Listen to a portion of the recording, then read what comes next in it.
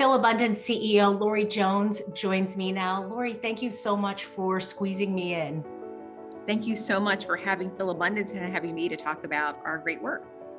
Loree, you guys have started this new initiative. It's called the Good Food Policy. Give me an idea of what this is. We are still very much in this pandemic, and it was a global health pandemic. It's a global health pandemic with an economic crisis and a racial awakening. So kind of all of that really goes into this new policy that we have. We want to make sure we're providing people with healthier food, health pandemic, more culturally diverse food. We operate and live in a very diverse environment, that it's equitably resourced, and so that we're making sure we use local farmers, et cetera, and then that we provide access. In these challenging times, we want to make sure that people actually have access to the food in the way that they can receive it. And so first and foremost, we wanted to make sure people got access to fresh, healthy food. So produce was key. Lean proteins are expensive. So we wanted to make sure we provided that. And then healthier dairy items as well.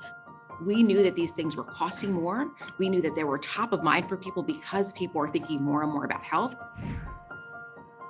One of the ways that many of us experience love and are connected with our families is by eating the foods of our diverse cultures. And so we thought, if we're providing people with food, why not provide them with the food that they love and that they want and that they need? Everything from more coconut oil to black tea. Interestingly, people wanted a certain type of sardines, right? And so we asked people what they wanted and said, let's not just provide them with food. Let's not just provide them with healthy food, but provide them with the food that they want and need and frankly deserve.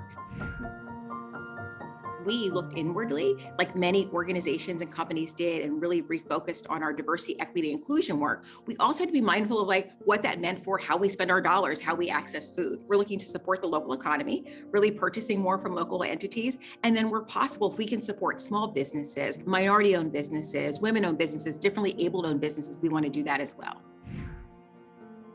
One of the things we're going to be piloting right in Montgomery County, part of our service area, is something like an Amazon locker for food. What will happen is that somebody who's food insecure will be able to get a code on their phone, set at a particular time. They can go to this locker, it's a unique code, get that food, and then we can restock it for somebody else. So that can be done at times that are convenient for people, the people that we're here to serve or people who are just like us.